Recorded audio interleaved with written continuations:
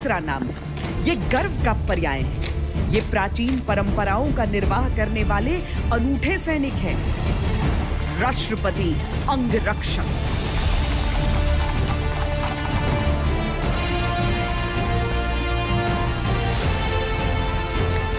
सबसे गर्व की बात है कि मेरे को प्रेसिडेंट के पीछे खड़े होने का मौका मिला है। इस यूनिट के नाम के आगे प्रेसिडेंट का नाम जुड़ा हुआ है। प्रेजेंस बॉडीगार्ड अपना आप में बहुत बड़ा नाम है ये। पीवीजी में भर्ती होना बहुत गर्व की बात है। एक तरीके से हम राष्ट्रपति जी के पर्सनल ट्रुप्स के तौर पे हैं।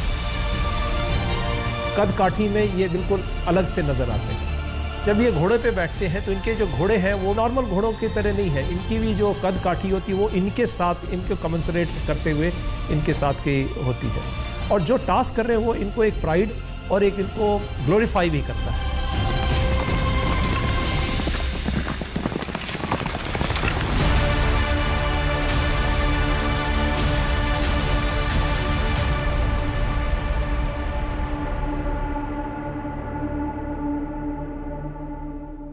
रणबीच चौकड़ी भर भर के चेतक बन गया निराला था। राणा प्रताप के घोड़े से पड़ गया हवा का पाला था। नमस्कार, जय हिंद, वंदे मातरम। मैं हूं श्वेता सिंह। वीरता विरासत में नहीं मिलती, वीरता एक परंपरा होती है। महाराणा प्रताप की परंपरा अगर हिंदुस्तान में रही है तो चेतक की वो परंपरा भी रही है। और आज जो कहानी हम आपको सुनाने वाले हैं उसमें हिंदुस्तान का समूचा इतिहास भी समाहित हो जाता है। आज कहानी राष्ट्रपति अंगरक्षकों की।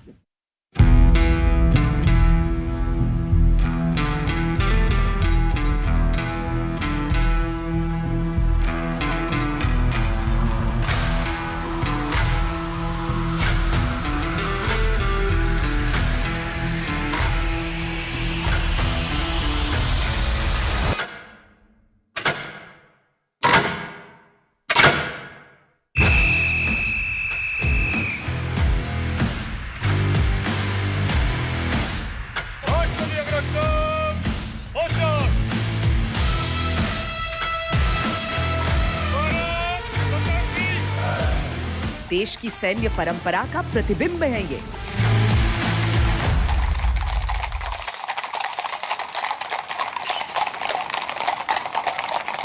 एक तो ये पूरे देश को, पूरे विश्व में देखे जाते हैं जब वो परेड में राष्ट्रपति जी को राजपथ पे लेके जाते हैं एस्कॉर्ट करते हुए।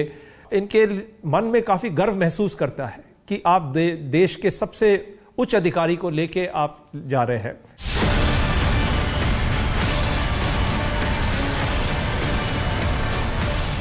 देश के प्रथम नागरिक का अद्वितीय सुरक्षा दस्ता है।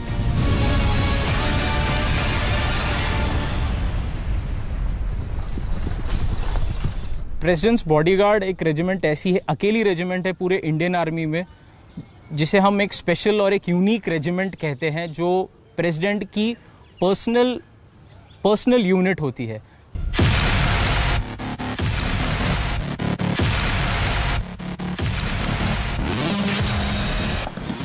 ये वीरों का अनोखा दल है जो 3 अलग विधाओं में पारंगत है।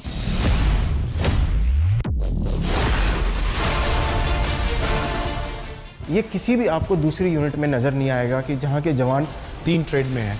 राइडर भी हैं, पैराट्रूपर भी हैं और टैंकमैन भी हैं। ये भारतीयता और वीरता का समारोहिक समावेश है। हमारा यूनिट से प्रेसिडेंट बॉडीगार्ड से हर साल 1 जेसीओ और 6 जवान डिप्लॉयमेंट सियाचिन के लिए जाते हैं और जो भी वहाँ यूनिट होती है उसके साथ डिप्लॉय कर दिए जाते हैं। जब हमने एक बार कसम परेड खाई है, उसमें कसम खाते हैं हम कि चाहे कोई भी रास्ता हो तो उसमें हम मना नहीं कर सकते। कभी भी कोई ऑर्डर ऐसा मिले तो हम रेडी रहते हैं बिल्कुल।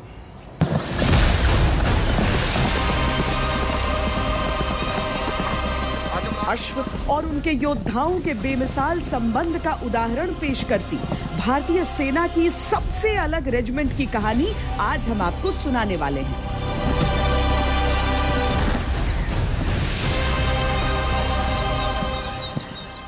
देश के राष्ट्रपति भारत के प्रथम नागरिक होते हैं। इसके साथ ही वो तीनों सेनाओं के कमांडर इन चीफ भी होते हैं और इसीलिए उनकी सुरक्षा बेहद खास है, बेहद महत्वपूर्ण है।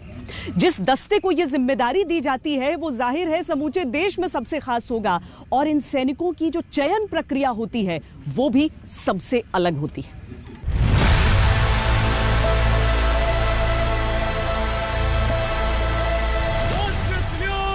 अंगरक्षक देश के प्रथम नागरिक थे।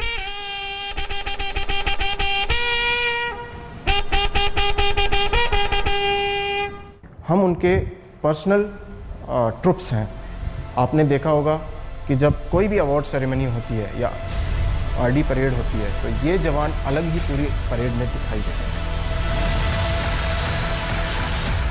अंगरक्षक तीनों सेनाओं के सुप्रीम कमांडर थे।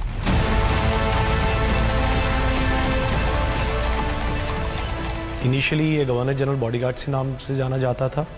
उसके बाद सब्सिक्वेंटली जब 1857 में जब ब्रिटिश राज स्टैब्लिश हुआ और उस वक्त लॉर्ड कॉर्नवालिस पहले वाइसरॉय बने तो हमारा नाम वाइसरॉयज बॉडीगार्ड भी हुआ। एंड फिर आज़ादी के बाद जब 47 के बाद ये डिसाइड किया गया कि गवर्नर जनरल्स बॉडीगार्ड को रिटेन किया जाएगा तो हमारा नाम प्रेसिडेंट्स बॉडीगार्ड बना। रक्षक हिंदुस्तान के, रक्षक सैन्य प्रथाओं के, रक्षक स्वाभिमान के। सेरेमोनियल के साथ साथ इनके कई एक ऑपरेशनल टास्क भी हैं, जैसे कि इनकी टुकड़ियां हैं वो हम एक्टिव एरियाज में भेजते हैं ताकि इनको ऑपरेशन का एक्सपीरियंस भी साथ साथ मिलता रहे।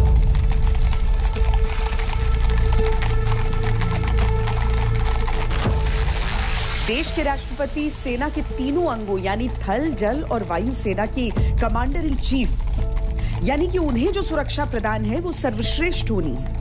साथ ही देश के प्रथम नागरिक होने के नाते राष्ट्राध्यक्षों से मुलाकात के दौरान राष्ट्रपति का सुरक्षा दस्ता ही दुनिया के समक्ष पेश होता है और इनके जरिए ही देश के सभी सैनिकों की छवि बनती है।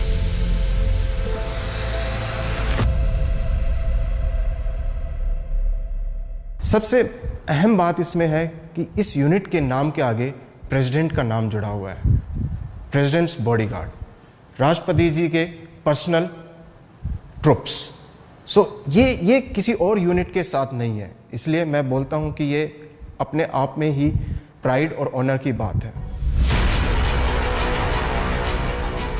एक महीने में राष्ट्रपति अंगरक्षकों को औसतन 4 से 5 समारोह करने होते हैं। इन समारोह में किसी भी तरह की गलती की गुंजाइश नहीं होती, इसीलिए हर दिन घंटों अभ्यास आवश्यक होता है। आमतौर पर पारंपरिक आयोजन जैसे कि गणतंत्र दिवस परेड, किसी राष्ट्राध्यक्ष का भारत दौरा या नए राष्ट्रपति के शपथ ग्रहण की हर तस्वीर दुनिया देख रही होती है। राष्ट्रपति अंगरक्षकों पर जिम्मा होता है रौबीले सजीले दमदार प्रदर्शन का। राष्ट्रपति अंगरक्षकों को अपना ये दायित्व रेजिमेंट में दाखिल होते ही समझा दिया जाता है। हर एक सैनिक इस बात से गौरवान्वित होने के साथ ही अपनी जिम्मेदारी को भी बखूबी समझता है। I would say the high point of their activity is when they are seen by the nation. That is at the time of their Republic Day parade, the beating the retreat, and when they escort the Honorable President to the opening session of the Parliament. And of course, the nation feels pride when they walk with the President, escorting him on the Rajpath for the Republic Day parade. They are one of the best units which the nation can feel proud of. स्वतंत्रता से पहले भारतीय सेना के पास 39 घुड़सवार दस्ते यानी cavalry regiment थे। एक एक कर ये सभी आर्मर्ड दस्तों में परिवर्तित होते गए। घोड़ों की जगह ले ली टैंकों ने और घुड़सवार सैनिक टैंक सवार बन गए, लेकिन 2 दस्तों को घुड़सवार ही रखा गया। इनमें से एक है राष्ट्रपति अंगरक्षक।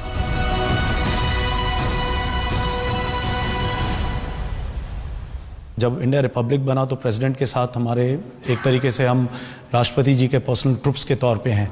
तो ये एक बहुत ही डिस्टिंक्ट फीचर है जो कि हमारे लड़कों से जब आप जवानों से आप मिले होंगे तो उनके चेहरे पे एक प्राइड और एक अलग पहचान नजर आती है। राष्ट्रपति अंगरक्षकों का ये एलीट दस्ता दुनिया में अनूठा है और इन्हें जितना खास ये सैनिक बनाते हैं उतना ही योगदान देते हैं इस रेजिमेंट के बेहद खास घोड़े।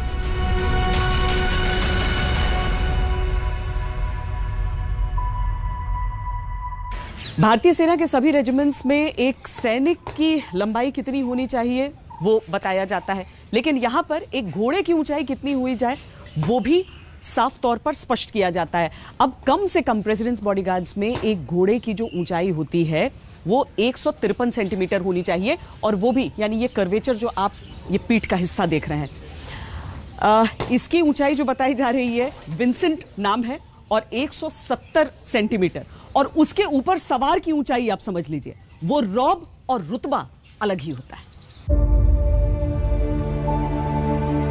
330 एकड़ में फैला राष्ट्रपति भवन दुनिया के किसी भी राष्ट्राध्यक्ष का सबसे बड़ा भवन माना जाता है। यहां बीता हुआ स्वर्णिम युग आज भी सांस लेता है और एक सजीव परंपरा घोड़ों पर सवार होकर हवा से बातें करती है। सूरज की पहली किरण के साथ ही प्रेसिडेंट्स बॉडीगार्ड्स के दिन की शुरुआत हो जाती है। सुबह 5 बजे अस्तबल में खूब हलचल रहती है। सवार अपने अपने घोड़ों के पास पहुंच जाते हैं।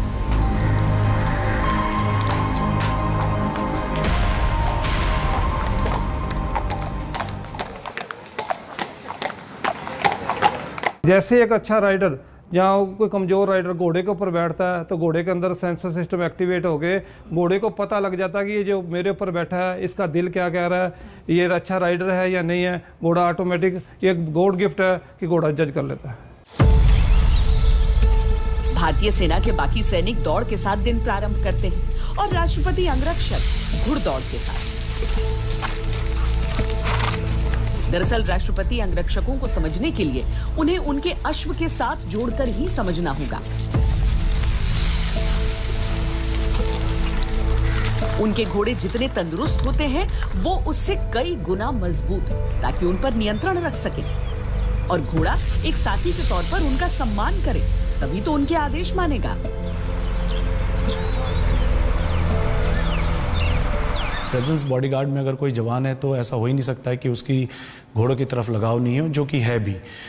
और घोड़े भी एक तरीके से उसको रेसिप्रोकेट करते हैं, क्योंकि ये एक डोमेस्टिकेटेड एनिमल है और वो भी एक लव एंड अफेक्शन ढूंढते हैं। जब भी आप राइडिंग के वक्त देखेंगे, जब भी हम राइडिंग ख़त्म करते हैं तो वो शाबाशी के लिए वो बिल्कुल वेट करते हैं कि कब हम उनको शाबाश घोड़ा 1 1 2 या जो भी उनको हम गुड़ खिलाएंगे, कुछ इस टाइप की हरकतें हैं जो वो रिकग्नाइज़ करते हैं और ज़रूरी भी है उनके लिए। तो घोड़ों के साथ एक अटूट रिश्ता है और हमारी कोशिश यही रहती है, अगर आप हमारी नॉर्मल राइडिंग में भी जब हम करते हैं तो यूजुअली चाबुक का इस्तेमाल हम कभी नहीं करते, और यूजुअली जो नेचुरल ट्रेनिंग एड्स होते हैं उन्हीं की मदद से हम घोड़ों को चलाने की कोशिश करते हैं, ताकि हम किसी भी तरीके से घोड़े को अनकंफर्टेबल नहीं करें। और ब्यूटी इस बात की है कि हॉर्सेस भी कहीं ना कहीं इस चीज़ को रेसिप्रोकेट करते हैं, और इस चीज़ का एहसास हमें डेली राइडिंग से पता चलता है। घुड़सवारी के भी कोई 1 2 तरीके नहीं होते, तरह तरह के पैतरे, तरह तरह की कलाएं होती हैं। तभी तो औसतन 500 किलो का घोड़ा लगभग 50 किलोमीटर प्रति घंटे की रफ्तार से दौड़ता है, और ये बिना लगाम पकड़े बखूबी संतुलन बना लेते हैं।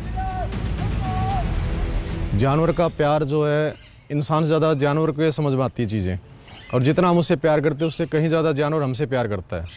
जैसे अभी हम उसको ऊपर राइडिंग कर रहे हैं, उसके प्यार से अगर उसके गर्दन में सहला देंगे तो वो ही हमारी तरफ आँख उठा के देखने लगता है, और हमें समझ आता है कि हमसे अभी और प्यार की उम्मीद कर रहा है, और वो हमें फीडबैक उससे ज़्यादा कहीं देता है। तो जानवर के साथ तालमेल बैठाने में कोई परेशानी नहीं होती। और घोड़ा तो वैसे भी अपना आप में बहुत समझदार जानवर है, इसको अगर एक बार हम प्यार करते हैं तो उसका हमें बहुत ज़्यादा रिटर्न देता है ये। तो घोड़ों का प्यार अपना आप में धीरे धीरे इमोशंस बढ़ जाते हैं, और हमें बहुत अच्छा लगता है घोड़ों के साथ काम करते हुए, और धीरे करते करते इतनी अंडरस्टैंडिंग हो जाती है, घोड़े का नाम लेकर हम उसे पुकारते हैं, वो हमारे पीछे पीछे चलता हुआ जाता है, और जिस प्रकार के हम उसको मदद लगा के जो हमसे काम करवाना चाहते हैं वो बड़े प्यार से काम करता है। पीबीजी में भर्ती जवानों के लिए घोड़ों से रिश्ता सामान्य नहीं होता, और प्रशिक्षण का हिस्सा होता है उस झिझक को दूर करना।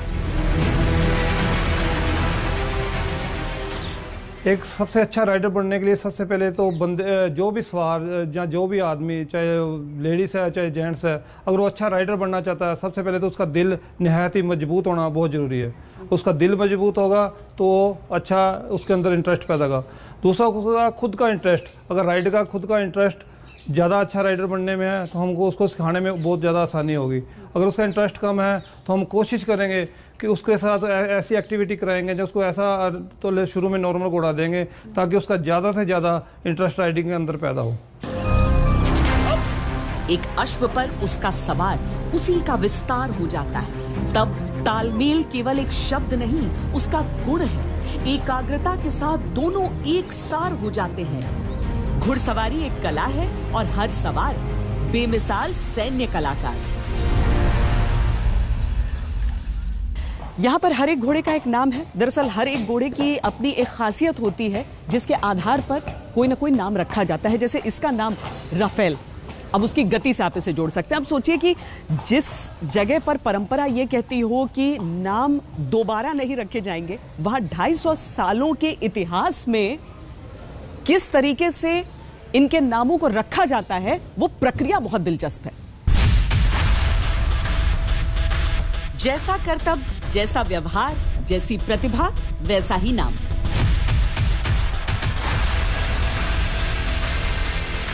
साहब, ये घोड़ों के नाम कौन रखता है और कैसे रखे जाते हैं, क्या प्रोसेस है?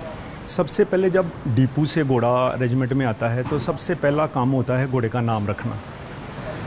घोड़े का नाम उसके ब्रीड से रखा जाता है। इसके पुट्ठे के ऊपर इसके फादर के दो नाम से 2 वर्ड होते हैं। जो फर्स्ट वर्ड होता है, जैसे ये VG का है तो हमारी कोशिश होती है कि V से नाम रखा जाए। प्रेसिडेंट्स बॉडीगार्ड्स के अफसर दूसरी आर्मर्ड रेजिमेंट से एक निर्धारित कार्यकाल के लिए आते हैं। सैनिक सीधा रेजिमेंट में भर्ती होते हैं और आजीवन राष्ट्रपति अंगरक्षक का ही हिस्सा रहते हैं।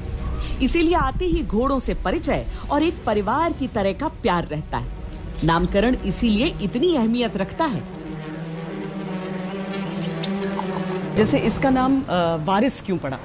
अभी जैसे ये घोड़ा है, एक तो ये V से शुरू होता है। दूसरा, इस घोड़े की खासियत है कि जैसे कि आपको सबको पता है कि विराट घोड़े के बारे में, ये वारिस, इसका नाम वारिस रखा गया है तो ये भविष्य में विराट की जगह लेगा। अच्छा, विराट का वारिस है। हाँ, तो हाँ बिल्कुल हम कह सकते हैं कि कहीं ना कहीं ये विराट का वारिस के रूप में है, तो इसका नाम वारिस रखा हुआ है।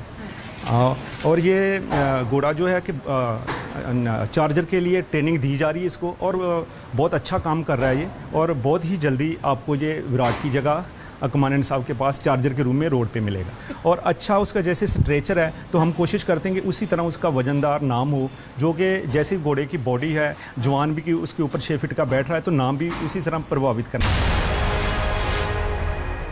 पर घोड़े से दोस्ती में वक्त लगता है और इस तरह के करतब अगर करने हैं तो दोस्ती गाढ़ी और पक्की होनी चाहिए।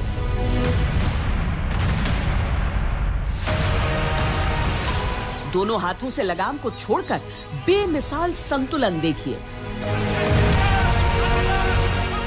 युद्ध भूमि जैसे अवरोध को गति और फुर्ती से पार करना देखिए। देखिए कैसे तीव्र गति से दौड़ते घोड़े पर सीधे खड़े हो जाते हैं जवान। और सवार की दक्षता के साथ तलवार और भाला चलाने की कला भी देखिए। ये केवल एक कारनामा नहीं है, ये दिखाता है कि कैसे अश्व और सवार एक दूसरे के पूरक हैं। ये दिखाता है कि आवश्यकता होने पर रणभूमि में कैसा रणकौशल दिखा सकते हैं। इस एक एक्शन में संतुलन के जाने कितने ही पहलुओं का समावेश है। और यहां देखिए, घोड़े को भी मालूम है कि सवार और उसकी दोनों की इज्जत का सवाल है। कुल मिलाकर घोड़ा और सवार दोनों हर कदम एक दूसरे को संभालते हैं। शायद आपको लगे कि प्रशिक्षण के साथ कोई भी ऐसा कर सकता है, लेकिन प्रेसिडेंट्स बॉडीगार्ड्स के हर एक दायित्व के लिए बहुत मानसिक अनुशासन चाहिए, क्योंकि ये हमेशा विश्व के सबसे विशिष्ट व्यक्तियों के समक्ष प्रदर्शन करते हैं।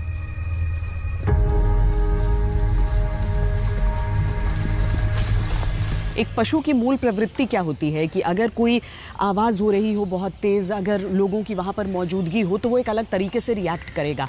लेकिन जो प्रशिक्षण यहाँ पर इन सबको दिया जाता है उसके अनुसार आप राजपथ की उस तस्वीर को भी समझिए जहाँ पर तोपों की सलामी भी होती है, हज़ारों की तादाद में लोग भी रहते हैं, लेकिन अनुशासन में कोई परिवर्तन आपको नज़र नहीं आता है।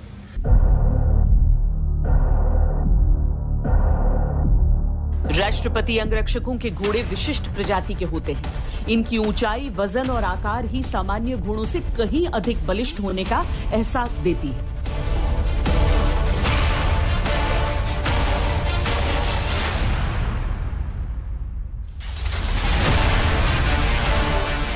उस पर प्रशिक्षण के साथ आता अनुशासन और इनकी वफादारी इन्हें भारतीय सेना के संस्कारों से जोड़ देती है।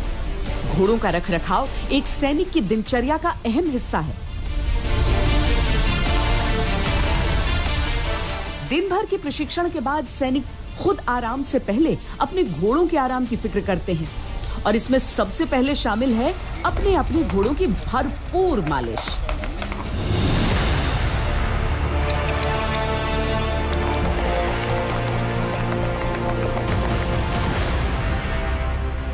सेना में इकलौते यही घोड़े हैं जिन्हें लंबे बाल रखने की इजाजत है। सो घोड़ों के स्नान के साथ इन लंबे बालों को खास शैम्पू से धोया भी जाता है और इनकी स्टाइलिंग भी की जाती है।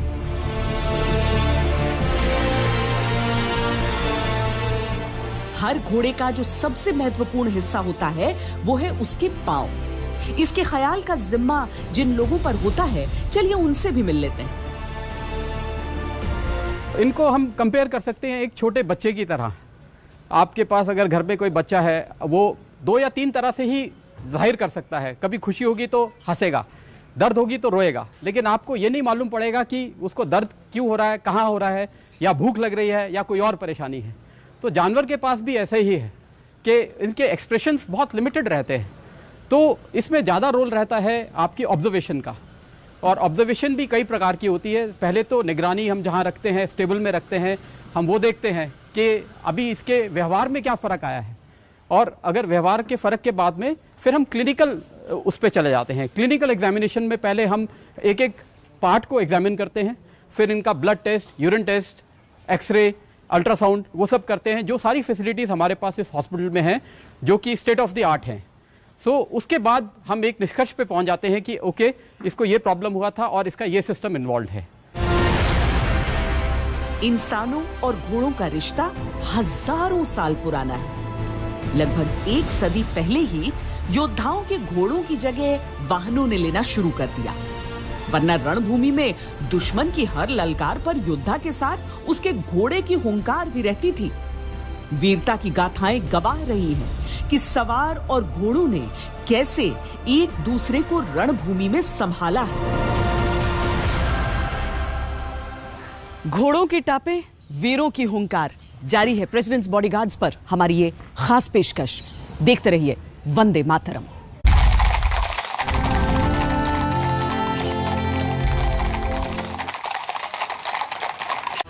बात हो जरूरी, फिर कैसी दूरी, देश हो या दुनिया, दिन हो या रात, देखिए दुनिया की बात शुभंकर के साथ। सिर्फ हम इस समय असम के मोरीगांव में मौजूद हैं। ये कोई नदी नहीं है, ये एक गांव है जहां पानी भर गया है। घर में अपना पानी डूब, इधर में जगह नहीं है, किधर आएगा बच्चा लेके आने के लिए। गाय को तो दिक्कत होता है, पानी दिक्कत होता है। वहाँ छोड़ने से तो गाय एक भी नहीं टिकेगा, मरेगा। साल दर साल इस तरह की जो तस्वीरें सामने आती हैं वो भयावह हैं और अपने आप में कई सारे सवाल पूछती हैं।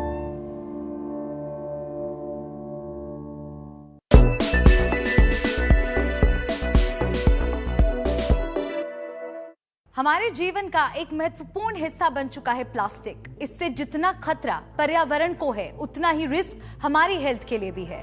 प्लास्टिक से जुड़े केमिकल्स के लगातार संपर्क में रहने की वजह से आपको दिल से जुड़ी बीमारियों का सामना करना पड़ सकता है, साथ ही आपका कोलेस्ट्रॉल लेवल बढ़ सकता है। हाल ही में की गई एक स्टडी में इस खतरनाक जानकारी से पर्दाफाश हुआ है। ये स्टडी यूनिवर्सिटी ऑफ कैलिफोर्निया के वैज्ञानिकों ने की है, जिसमें बताया गया है कि हमारे आज के लाइफस्टाइल में 2 तरह के प्लास्टिक शरीर में सीधे तौर पर जा रहे हैं, जिन्हें फेलेट प्लास्टिसाइजर्स कहते हैं। इनका बेस केमिकल बाइसेफिनॉल होता है, जिसकी वजह से कार्डियोवैस्कुलर बीमारियों का खतरा बढ़ रहा है। इस बेस केमिकल का उपयोग करके प्लास्टिक को ज्यादा ड्यूरेबल बनाया जाता है। यूनिवर्सिटी ऑफ कैलिफोर्निया के बायोमेडिकल साइंटिस्ट चांगजेंग झो ने कहा कि हमारे इंटेस्टाइन्स में एक खास तरह का रिसेप्टर होता है, जिसे प्रेग्नेन एक्स PXR कहते हैं। ये डाइसाइक्लोहेक्सिल फेलेट या DCHP नामक प्लास्टिक केमिकल्स की वजह से एक्टिव हो जाता है, जिससे कोलेस्ट्रॉल को सोखने और परिवहन करने वाले प्रोटीन इनएक्टिव होने लगते हैं। इसकी वजह से कोलेस्ट्रॉल बढ़ता है और कार्डियोवैस्कुलर बीमारियां होती हैं। असल में DCHP हमारे शरीर में मौजूद इंटेस्टाइन्स की PXR सिग्नलिंग को खराब कर देते हैं, जिसकी वजह से शरीर में कोलेस्ट्रॉल की मात्रा बढ़ने लगती है। DCHP आमतौर पर सबसे ज्यादा उपयोग किए जाने वाला फेलेट प्लास्टिसाइजर है। एनवायरमेंटल प्रोटेक्शन एजेंसी ने इस केमिकल एलिमेंट को हाई रिस्क पदार्थों में शामिल कर इसकी जांच करने के निर्देश दिए हैं। हालांकि अभी तक ये नहीं पता कि DCHP की वजह से इंसानों के शरीर पर कितने साइड इफेक्ट्स होते हैं, लेकिन स्टडीज चल रही हैं। चांगजेंग झो ने कहा कि हमने DCHP के शुरुआती साइड इफेक्ट्स को खोज लिया है। ये नुकसानदेह असर हमने चूहों के शरीर में देखा, लेकिन चूहे जैसी PXR सिग्नलिंग हमारे शरीर में भी होती है। ये प्लास्टिक प्रेग्नेन एक्स रिसेप्टर को खराब करके डाइस्लिपिडेमिया यानी कोलेस्ट्रॉल के स्तर को बढ़ा देते हैं। इसकी वजह से दिल से जुड़ी बीमारियां बढ़ने लगती हैं। ये स्टडी हाल ही में एनवायरमेंटल हेल्थ पर्सपेक्टिव जर्नल में पब्लिश हुई है।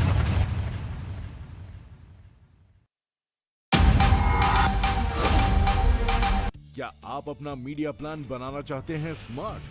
तो चुनिए नए चैनल आज तक लाइव टीवी को अपने कनेक्टेड डिवाइसेस पर। पहुंचिए इंटरनेट से जुड़े करीब 100 मिलियन स्मार्ट व्यूअर्स तक।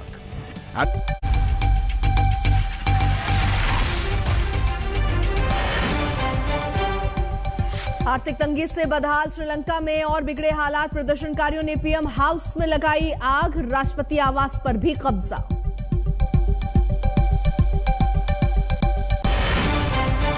महाराष्ट्र को लेकर दिल्ली में हलचल तेज। अमित शाह के घर नड्डा और फडणवीस की बैठक। शाम में पीएम मोदी से मिले सीएम शिंदे। देवी काली के अपमान और उदयपुर कांड के खिलाफ दिल्ली में सर्व समाज की संकल्प यात्रा। वीएचपी का ऐलान, धमकी मिली तो करेंगे रक्षा। दीव नगर परिषद चुनाव में सभी 13 सीटों पर बीजेपी का कब्जा। 15 साल बाद कांग्रेस का राज खत्म। बीजेपी ने कहा, हमारे लिए हर चुनाव अहम। हिमाचल के कुल्लू में फिर फटा बादल। जानमाल के नुकसान की खबर नहीं। भारी बारिश के बाद रोकी गई केदारनाथ यात्रा। शिमला में गिरी 4 मंजिला इमारत।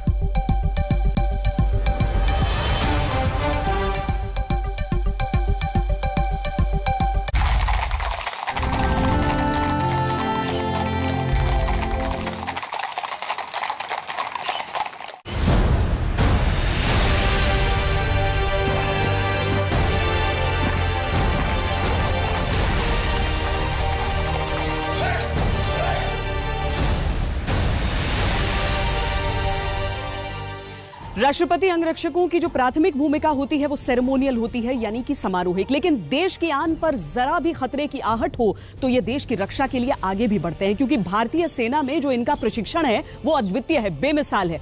ये प्रशिक्षित पैराट्रूपर्स भी हैं, हॉर्समैन भी हैं और टैंकमैन भी हैं।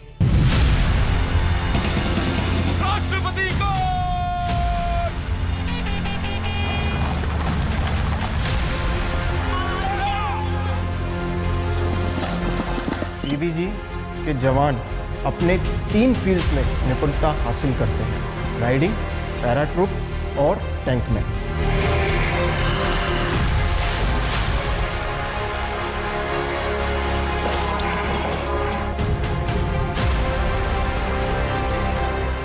दुश्मन की ललकार पर, देश की एक पुकार पर हर मैदान मारने को तैयार रहते हैं प्रेसिडेंट्स बॉडीगार्ड्स।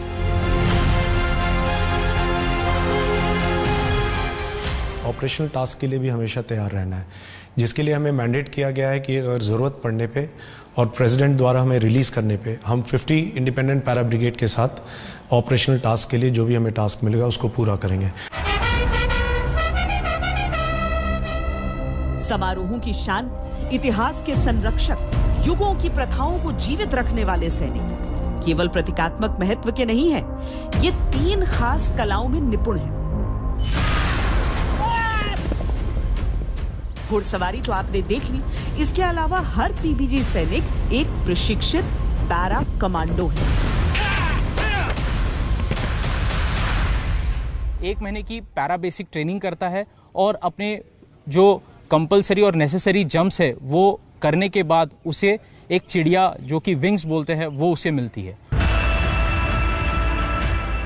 छाती पर शान से सजे ये विंग्स घोषणा करते हैं कि राष्ट्रपति अंगरक्षक के हर सैनिक के लिए पैरा ट्रेनिंग अनिवार्य है।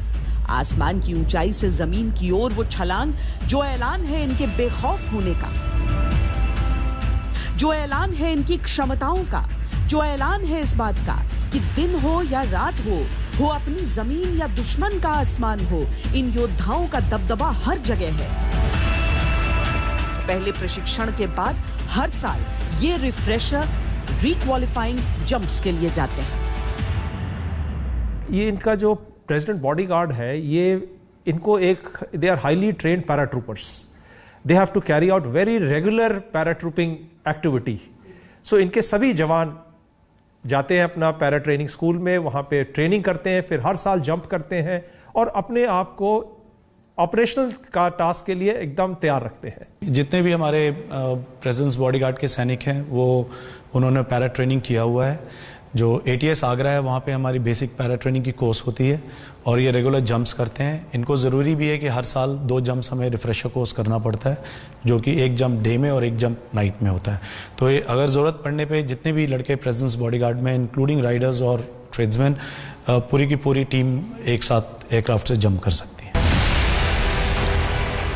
पैरा कमांडो होने के अलावा राष्ट्रपति अंगरक्षकों की तीसरी खूबी है इनका ट्रेन टैंकमैन होना, यानी भारतीय सेना द्वारा इस्तेमाल किए जाने वाले टैंकों के संचालन में भी इन्हें महारत हासिल होती है।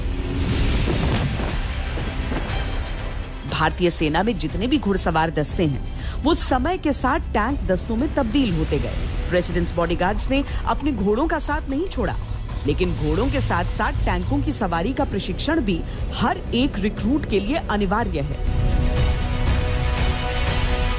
ये जब रिक्रूट्स अटेस्टेशन परेड हो जाती है इनकी, तो ये अहमदनगर भेजे जाते हैं armoured course centre and school में, जहाँ पे ये बी व्हीकल और टैंक्स के बारे में सिखलाई प्राप्त करते हैं।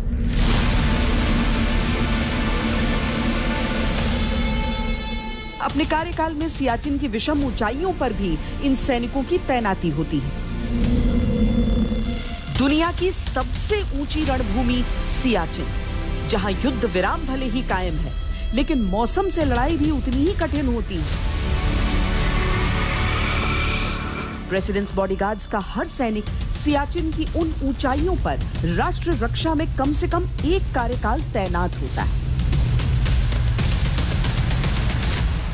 हर यूनिट का जैसे 4 महीने 3 महीने का पोस्ट का टर्न है, उसमें पोस्ट पर जो भी उधर से पोस्ट हमारे को बताई जाती है उस पोस्ट पर बंदा जाता है और वहाँ का माहौल एक अलग ही माहौल है। इतने हाई एल्टीट्यूड पर किसी भी देश का जवान सोल्जर ऐसी ड्यूटी नहीं कर पाता है जो हमारा इंडियन आर्मी का सोल्जर एक अच्छी ड्यूटी वहाँ करता है। और जब वापस उतरता है तो उसका शक्ल एक अलग से ही, उसकी बड़ी बड़ी दाढ़ी, कालापन पूरा शरीर चेहरे पर और एक शरीर में वीकनेस लेकर वो उतरता है। लेकिन उसको एक खुशी होती है कि मेरे को इतने दिन से इस पोस्ट पर बांटा गया था और मैं अपने देश के लिए पूरे पीछे जो देश मेरा खड़ा हो उसके लिए मैं यहाँ पर खड़ा हुआ। पीबीजी के सैनिक बेहद गर्व के साथ अपने इन तमाम किरदारों और दायित्वों का बखान भी करते हैं और निर्वाह भी करते हैं। जितनी निपुणता के साथ ये गोलियां चलाते हैं, उतनी ही कुशलता से ये तलवार भांजते हैं और जब अंगरक्षक का ये भाला उठता है तो लक्ष्य भेदना तय है। खेलों में भी बेजोड़ हैं ये। अंतर्राष्ट्रीय प्रतियोगिताओं में बाजी मारते हैं। ड्रेसाज की ये स्पर्धा देखिए, ये एक ऐसा खेल होता है जिसमें घोड़ों की ट्रेनिंग की बहुत अहमियत होती है, जहां न के बराबर निर्देश पर घोड़े प्रतिक्रिया करते हैं। जैसा कि आप देख रहे हैं, एक ड्रेसाज अरीना है जिसके अंदर 20 बाई 60 मीटर की लंबाई और चौड़ाई के अंदर घोड़ा और सवार दोनों ही अनुशासित तरीके से रहकर और एक अनुशासन में अच्छा काम करते हैं और परफॉर्म दिखाते हैं अपना।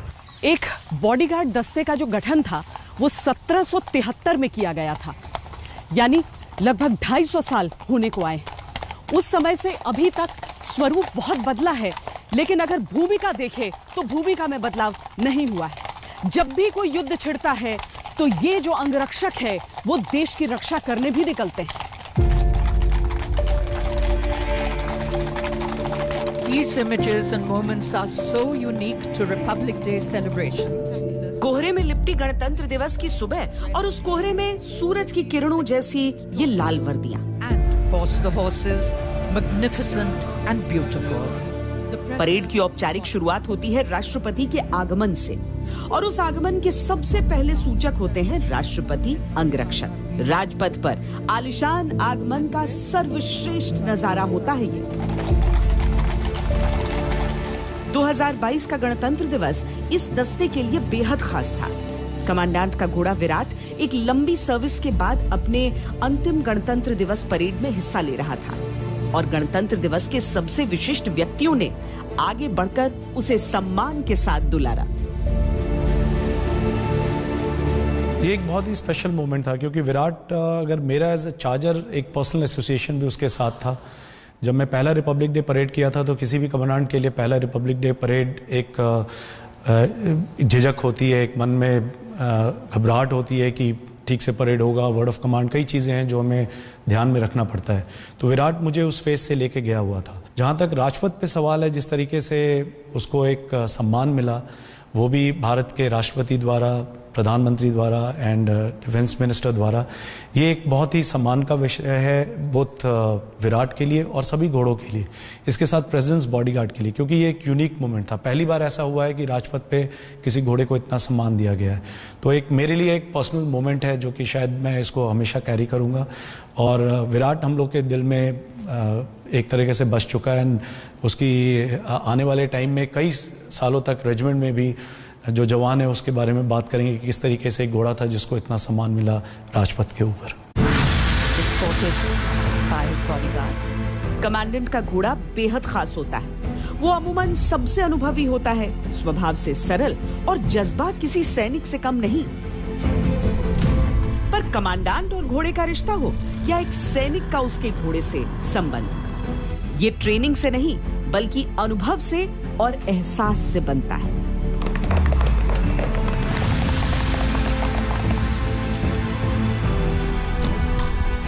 सर, तालमेल बनाने के लिए सबसे ज़रूरी है घोड़े का और सवार का जो दिमाग है वो शांत होना। वो अगर शांत है, कुछ घोड़े समझदार होते हैं, वो जल्दी चीज़ों को अडॉप्ट करते हैं और जल्दी सीखते हैं। वो घोड़े ट्रेनिंग में ऊपर वाले दर्जे पे जल्दी जाते हैं, बनस्पत उन घोड़ों की जो थोड़ा सा ढीले दिमाग के होते हैं। और सवार का तालमेल जैसे बढ़ता रहता है, घोड़ा दर बदर अपना ऊपर वाले लेवल को अचीव करता रहता है। राष्ट्रपति अंगरक्षक में भर्ती के बाद एक रिक्रूट को सवार बनने में 2 साल लगते हैं, क्योंकि प्रशिक्षण के अलग अलग आयाम होते हैं। घुड़सवारी का अभ्यास केवल तरह तरह की राइडिंग के लिए नहीं होता, बल्कि अश्व को शरीर का विस्तार बनाने के लिए होता है।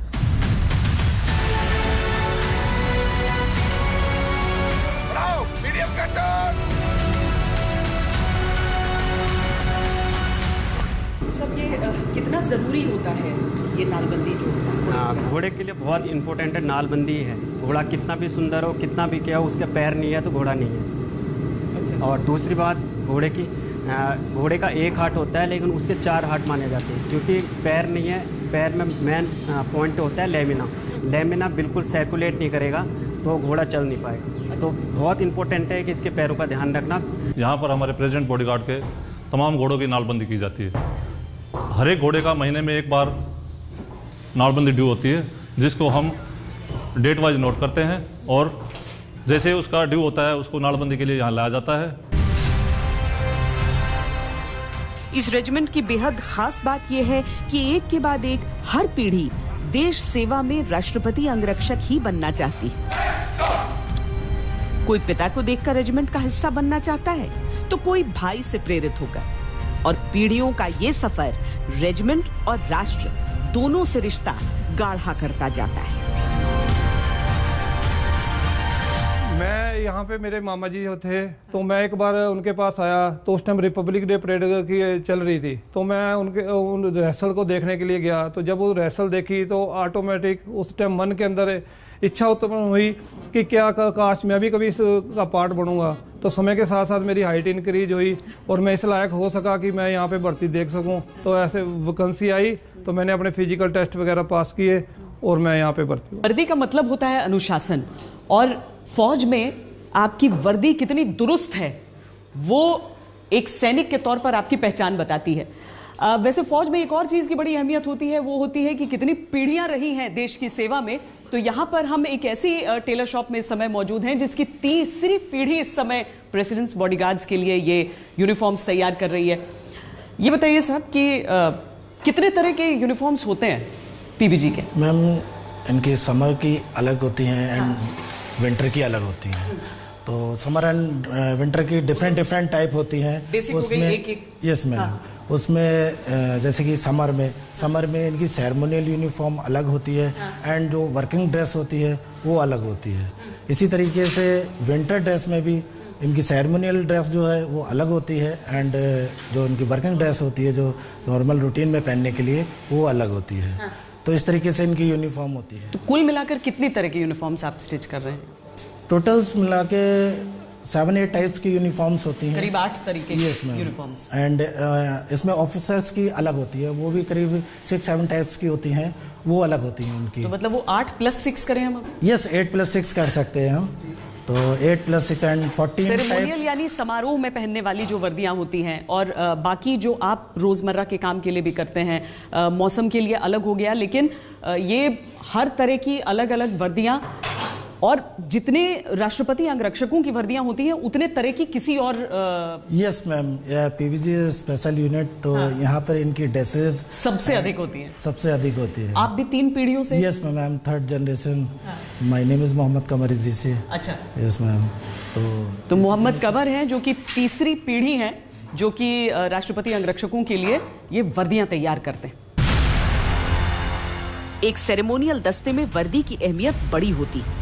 वर्दी बनाते हैं टेलर मास्टर मोहम्मद, पर बनने के बाद उसका रख रखाव हर सैनिक करता है। ये लाल ड्रेस ठंड में समारोहिक इस्तेमाल के लिए है। गर्मी के मौसम में समारोह हो तो ये सूती सफेद वर्दी होती है। ऑफिसर्स ये फॉर्मल ग्रे डिनर सूट भी पहनते हैं, और जब राष्ट्रपति भवन में समारोह होता है तो काले सूट पे लाल पट्टी वाली वर्दी, गर्मी में हाफ बाजू काली वर्दी, और सर्दी में पूरे आस्तीन वाली खाकी और मरून पगड़ी और स्कार्फ। एक कड़क सजीली वर्दी, और उस वर्दी का सम्मान कायम रखता राष्ट्रपति अंगरक्षक का रौबीला समर्पित सैनिक।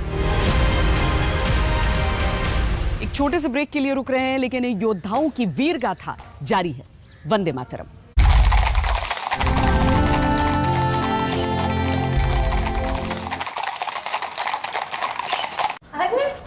आ गई? कैसा रहा दिन?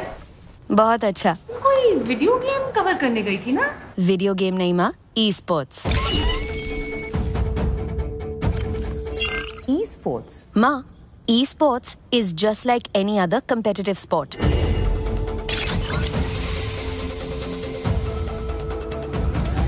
इसमें ना वो सब फीलिंग्स है जो किसी भी और स्पोर्ट्स में है।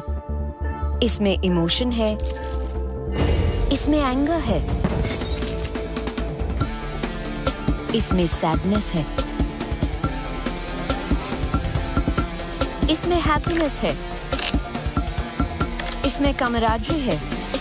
ये सिर्फ गेम नहीं, ये ई स्पोर्ट्स का प्रीमियर लीग ESPL है।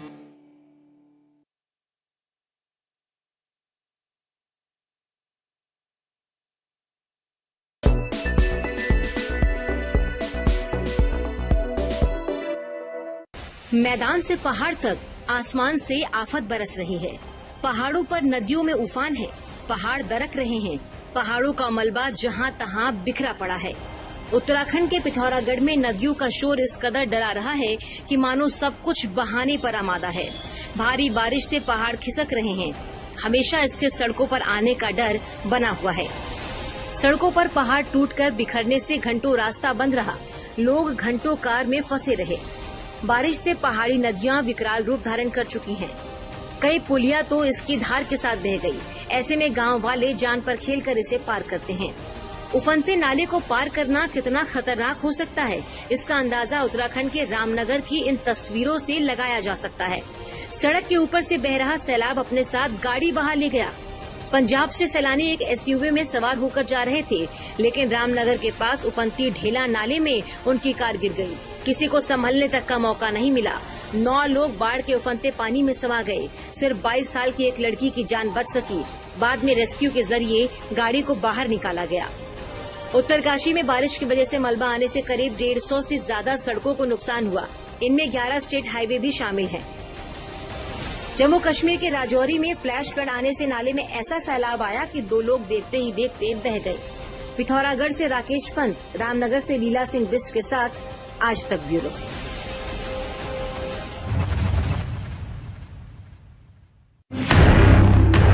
स्वतंत्रता और स्वच्छंदता में फर्क होता है। अभिव्यक्ति की आजादी असीमित नहीं, कुछ प्रतिबंध भी हैं। कोई ईश्वर को माने या न माने, आपको किसी की आस्था पर चोट का अधिकार नहीं। ये हम नहीं कह रहे।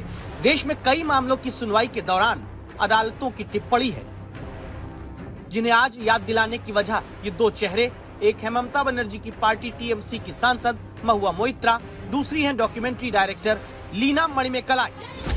पिछले 5 दिन के भीतर इनके बयानों ने देश में विवाद और विरोध की सीरीज शुरू कर दी।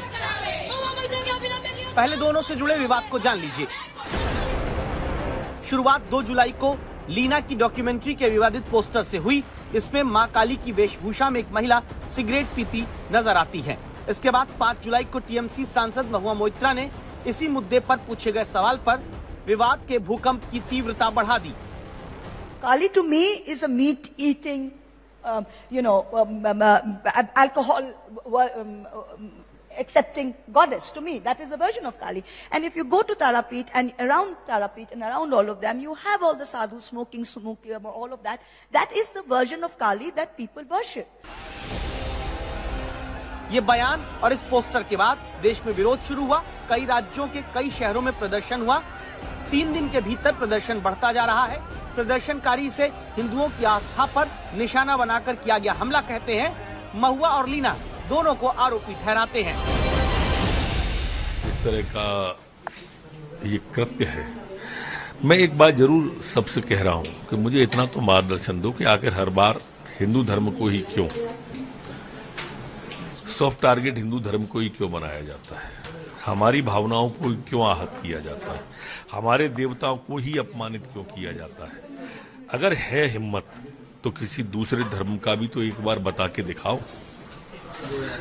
ये मेरे बार बार कहने के बाद भी कोई जवाब नहीं देते हैं ये टुकड़े टुकड़े गैंग वाले। उसके पीछे कारण ये है, ये जानते हैं कि हमने ये बात पकड़ ली है और इसलिए हम अब बख्शने वाले नहीं है। चाहे महिला मित्रा जी हो, चाहे मीणा मक्खली जी हो, अगर 24 घंटे में उन्होंने इस चित्र को नहीं हटाया, माफी मांगी, खेद नहीं व्यक्त किया, तो एक और FIR आज हम करेंगे 24 घंटे बीतने के बाद। फिल्म मेकर पे बिल्कुल करेंगे, फिल्म मेकर पे करेंगे।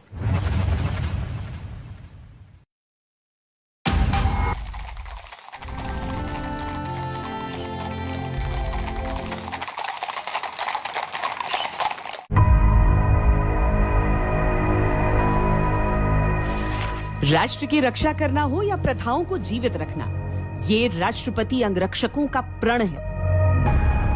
भारत में पहली बॉडीगार्ड यूनिट 1773 में तैयार की गई थी। देश की आजादी के बाद अंग्रेज चले गए, पर ये रेजिमेंट तब से लेकर आज तक अपना कार्य कर रही है।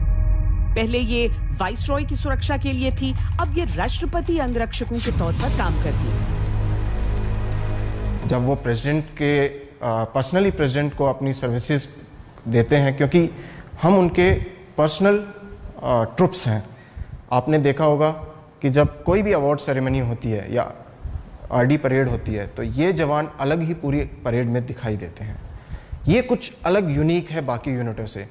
ड्रिल, पीटी, वेपन ट्रेनिंग तो हम सभी करते हैं, वो बेसिक ट्रेनिंग है, पर जो यहाँ पे है, जो कि बाकी चीज़ भी है कि पैरा ट्रूपर भी हैं और राइडर भी हैं और टैंकमैन भी है, ये कुछ सब थोड़ा सा अलग है बाकी यूनिटों से। 1948 में जब भारत के अंतिम गवर्नर जनरल माउंटबेटन की फेयरवेल परेड हुई तो मार्गदर्शक उनके घुड़सवार दस्ते ने की और यहाँ से ड्यूटी में ऐतिहासिक परिवर्तन हुआ। हालांकि इतिहास की कड़ियों को जोड़ने का क्रम भी दिलचस्प है। मेरा जो अपॉइंटमेंट है, मैं मिलिट्री सेक्रेटरी हूँ राष्ट्रपति जी का, और ये पर्टिकुलर अपॉइंटमेंट सन 1862 से चला आ रहा है। और पहले वाइसरॉय थे, फिर राष्ट्रपति जी आए इंडिपेंडेंस के बाद, और तब से ये ट्रेडिशन चली आ रही है। और हमारे साथ साथ प्रेसिडेंट बॉडी गार्ड भी हमारे साथ ही हम भी चलते आ रहे हैं। तो मिलिट्री सेक्रेटरी का और प्रेसिडेंट बॉडी गार्ड का तकरीबन आप मान सकते हैं 150 साल का से ज़्यादा का रिश्ता और नाता बना हुआ है। तो उस वजह से एक खास एफिलिएशन हमारी इन प्रेसिडेंट बॉडी गार्ड से होती है। और by virtue of me being military secretary, I am also their color of the regiment. East India company ने उस समय देश की इस यूनिट में यूरोपियन ट्रूप्स को बतौर पैदल सेना भर्ती किया था। उस समय वॉरेन हेस्टिंग्स गवर्नर जनरल थे, जिन्होंने इसका गठन किया था। इस यूनिट के लिए हेस्टिंग्स ने मुगल हाउस से 50 ट्रूप्स को चुना था। इसके बाद 1760 में सरदार मिर्जा शानबाज खान और खान तार बेग ने इसे आगे बढ़ाया। इसके बाद बनारस के राजा चैत सिंह ने इसमें 50 और ट्रूप्स को जगह दी और इसके बाद यूनिट की ताकत 100 सैनिकों की हो गई थी। समृद्ध इतिहास और एक गतिशील वर्तमान, ये थी अश्व और शक्ति की एक अमिट गाथा। आज के लिए इतना ही। अभिमन्यु शर्मा और कैमरा पर्सन सैयद मोहसिन और योगेंद्र सिंह के साथ मुझे दीजिए इजाजत। वंदे मातरम।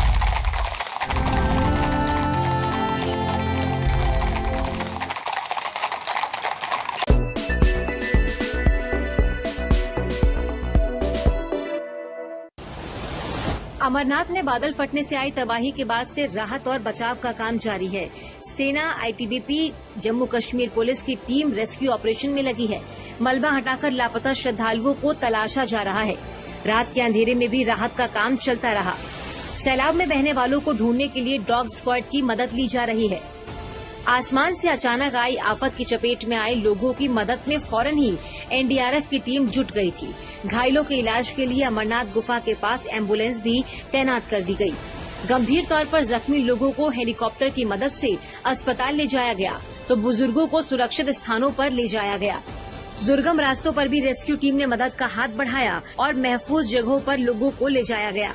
हमारी एक टीम तो होली कैंप के बिल्कुल पास तैनात रहती है, तो वो टीम तो इमीडिएटली जुड़ गई थी राहत कार्य में। 2 टीमें और पास में हैं, बरारी मार्ग में और पंचतरनी में, जिनमें से बरारी मार्ग की टीम ऑलरेडी वहां पहुंच के शामिल हो गई है। इलाज के लिए डॉक्टर की टीम भी मौके पर डटी है। अमरनाथ गुफा के पास बादल फटने से व्यथित हूँ। मैं हादसे में मारे गए लोगों के परिवार के प्रति संवेदना व्यक्त करता हूँ। मैंने मनोज सिन्हा जी से स्थिति का जायजा लिया है। प्रभावितों को हर संभव मदद दी जा रही है। श्रद्धालुओं के बारे में किसी भी तरह की जानकारी के लिए जम्मू कश्मीर सरकार ने हेल्पलाइन नंबर जारी किया है। श्रीनगर में कंट्रोल रूम बनाए गए हैं, जहां से राहत बचाव से लेकर पूरे हालात पर 24 घंटे नजर रखी जा रही है।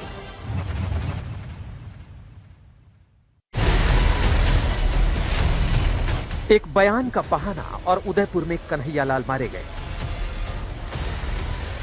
उसी बयान का बहाना और अमरावती में उमेश कोल्हे मारे गए। हत्या से पहले कन्हैयालाल को भी धमकियां मिली थी। हत्या से पहले उमेश कोल्हे को भी धमकियां मिली थी, लेकिन ना तो कन्हैयालाल को सुरक्षा मिल सकी और ना ही उमेश कोल्हे की जान बच सकी। ऊपर से ना जाने अब भी रोज कितने लोगों को सोशल मीडिया पर, फोन पर, दफ्तर में, दुकान पर रोज धमकियां मिल रही हैं। ऐसे में विश्व हिंदू परिषद ने उन लोगों की मदद का ऐलान किया है जिन्हें किसी तरह के बयान का बहाना बनाकर मजहबी कट्टरपंथियों की ओर से धमकी दी जा रही है। विश्व हिंदू परिषद और बजरंग दल की ओर से ऐसी हेल्पलाइन सिर्फ काशी क्षेत्र में ही नहीं, भारत के 12 राज्यों के लिए जारी किए गए हैं, जिनमें राजस्थान, उत्तर प्रदेश, गुजरात, पंजाब, हिमाचल प्रदेश, जम्मू कश्मीर,